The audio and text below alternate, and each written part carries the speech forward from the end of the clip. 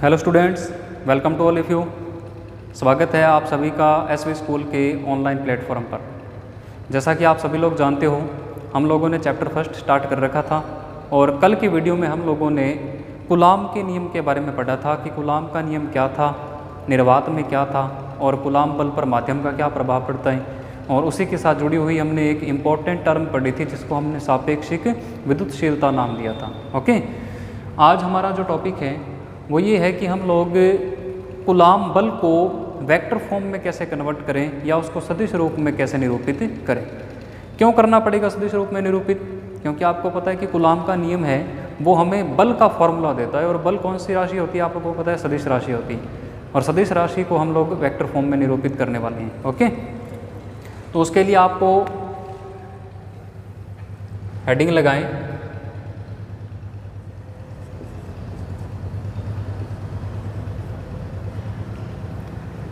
Coulomb बल का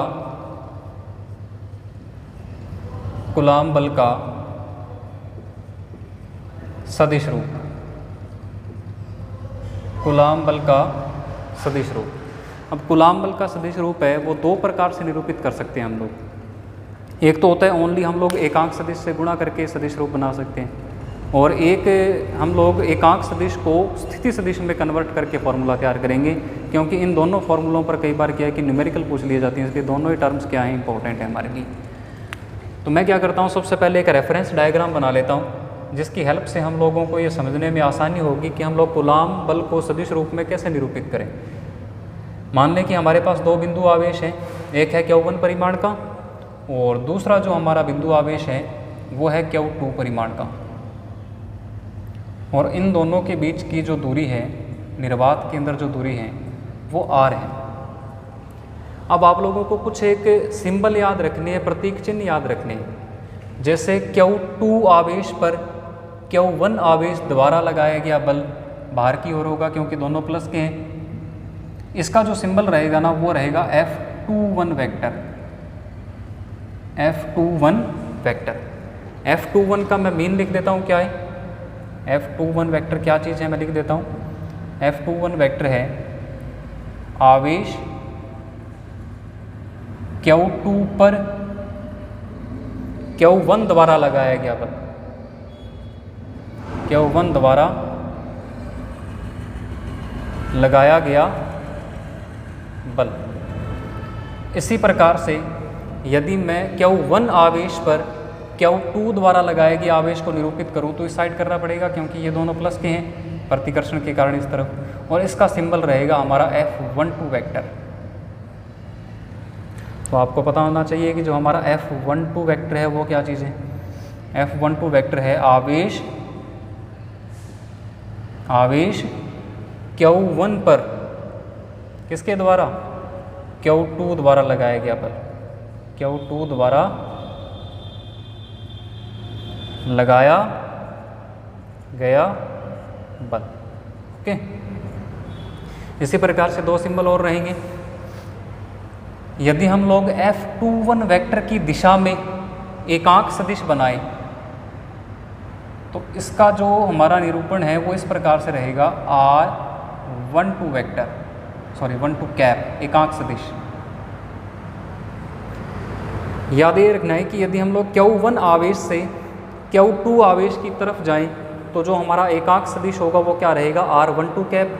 और इसी प्रकार से यदि हम आवेश Q2 से Q1 की तरफ जाएं तो हमारा जो एकांक सदिश है उसका सिंबल क्या रहेगा, R21 कैप। और इन दोनों का जो परिमाण है या R1 वेक्टर का परिमाण होगा वो R के बराबर होगा। मतलब ये दूरी कितनी है हमारे पास, R है। तो आप लोगों को पता है कि हमें बल को वेक्टर क्वांटिटी में प्रदर्शित करना है तो सबसे पहले बल का फॉर्मूला लिखना पड़ेगा। बल का फॉर्मूला हमारे लिए क्या होता है, F बराबर K Q1 Q2 divided by दूरी कितनी इनके बीच की, R, तो R²। अब आप देखिए हमको क्या करना है, वेक्टर फॉर्म में कन्वर्ट करना है। तो ये मैंने इसके ऊपर लगा दिया वेक्टर। लेकिन राइट हैंड साइड में एक परिमाण बच गया, एक संख्या बच गई। इसको आप हल करोगे ना कि Q1 Q2 बटे आर स्क्वायर को, तो एक फिक्स नंबर आएगा 5 न्यूटन, 6 न्यूटन, 7 न्यूटन, तो वो तो अदिश हो गया। लेकिन हमें किस में कन्वर्ट करना है, इसको सदिश में कन्वर्ट करना है। इसलिए आप क्या करें, आप जो भी बल निकाल रहे हो, जैसे मान लो कि मैं निकाल रहा हूँ F21 वेक्टर, कौन सा निकाल रहा हूँ मैं, F21 वेक्टर। तो यदि मेरे को F21 वेक्टर की दिशा चाहिए तो मैं क्या कर दूंगा, F21 वेक्टर की दिशा के अंदर जो एकांक सदिश है उससे इसको मल्टीप्लाई कर दूंगा। तो आप देख लें, हमारा F21 वेक्टर है इस तरफ, तो F21 की दिशा का एकांक सदिश देख लो कौन सा हमने बनाया है, R12 वेक्टर, सॉरी कैप। तो इसको आप लोग मल्टीप्लाई कर दें R12 कैप से। अब ये वाला जो हमारा फॉर्मूला बन गया, ये हमारा क्या है, कूलाम्ब बल का सदिश रूप है। सिंपल सी बात है। इसी प्रकार से यदि आप लोग F12 वेक्टर निकालते हो तो F12 वेक्टर की दिशा का एकांक सदिश आपके पास कौन सा है, R21 वेक्टर, सॉरी कैप, उसके साथ आप उस एक्सप्रेशन को क्या कर दोगे, मल्टीप्लाई कर दोगे, तो वो भी इसका क्या बन जाएगा, अपने पास सदिश फॉर्म बन जाएगा। सिंपल सी बात है। अब आप इसमें से एक महत्वपूर्ण निष्कर्ष निकालते हो।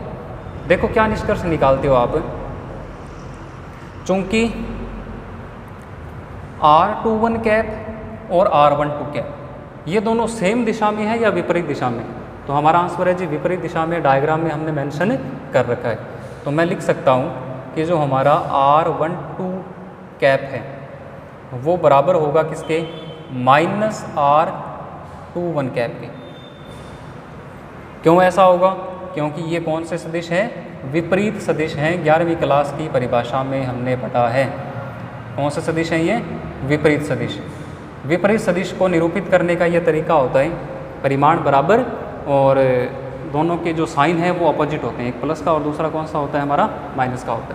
तो अब मैं क्या करता हूँ, इस समीकरण नंबर 1 में R12 कैप की जगह क्या रिप्लेस कर देता हूँ, -R21 कैप रिप्लेस कर देता हूँ। तो देखना क्या बनेगा,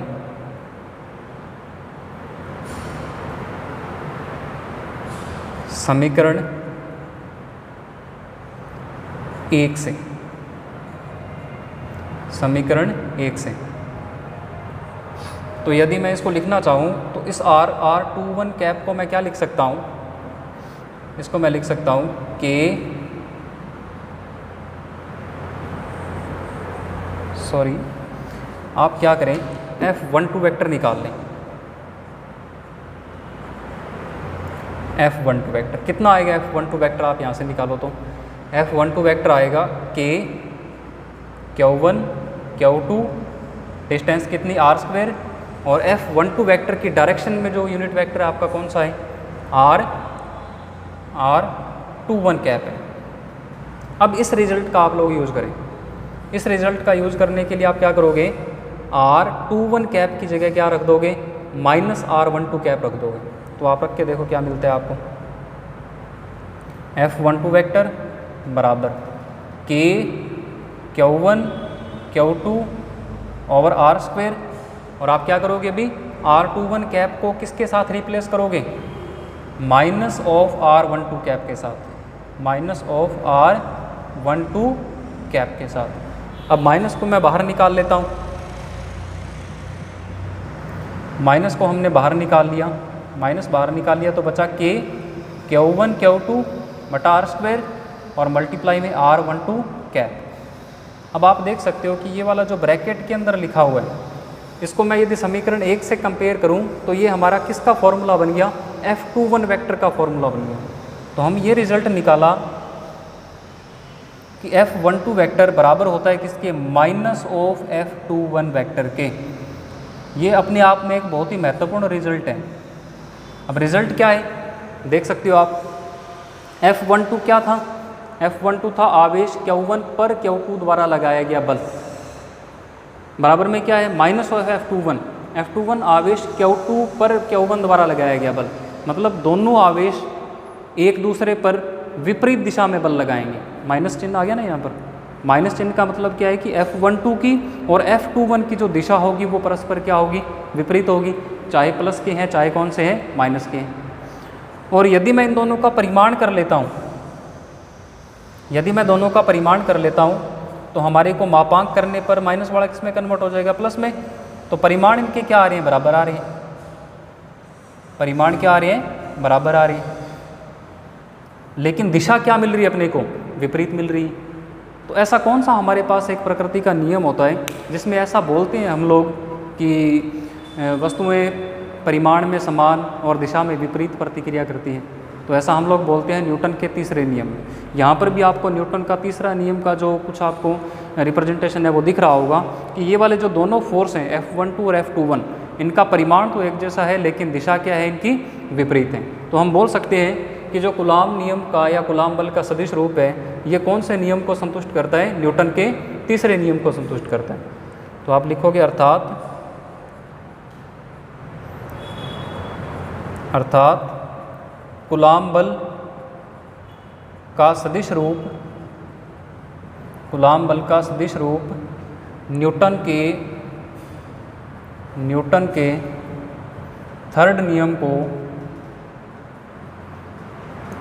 को क्या करता है, संतुष्ट करता है। सिंपल सी बात हम लोगों ने ये निकाली। अब वेक्टर फॉर्म यही है अपनी। वेक्टर फॉर्म में क्या करना है आपको, ये डायग्राम शो करना है। डायग्राम के अंदर ये जो हमने सिंबल बनाए हैं इनके मतलब पता होने चाहिए आपको कि F12 वेक्टर क्या है, F21 वेक्टर क्या है, R12 कैप क्या है, R21 कैप क्या है, ये सब चीज़ें पता होनी चाहिए। उसके बाद सिर्फ करना क्या है, कोई भी एक फोर्स ले लो, जैसे F21 ले लिया, F21 का जो हमारा सूत्र होगा उसमें हम लोग बस एकांक सदिश का क्या कर देंगे, गुणा कर देंगे। एकांक सदिश का गुणा करने पर हमारे पास कौन सा रूप बन जाएगा, कूलाम नियम का सदिश रूप बन जाएगा। और फिर हम थोड़ा सा इसका फॉर्मुलेशन करेंगे, थोड़ी बहुत गणना करेंगे, हम देखेंगे कि जो ये यूनिट वेक्टर है ये विपरीत दिशा में है, तो ये वाले जो फोर्स होने चाहिए ये भी कौन सी दिशा में होने चाहिए, विपरीत दिशा में होने चाहिए। तो निष्कर्ष निकाला हमने कि दोनों आवेश जो बल लगाएंगे वो परिमाण में तो एक समान होंगे परंतु दिशा में क्या होंगे, विपरीत। इसलिए हमने बोल दिया कि न्यूटन का जो सदिश नियम है, कूलाम बल का जो सदिश रूप है वो न्यूटन के तीसरे नियम को क्या करता है, हमारा संतुष्ट करता है। ओके, एक मिनट।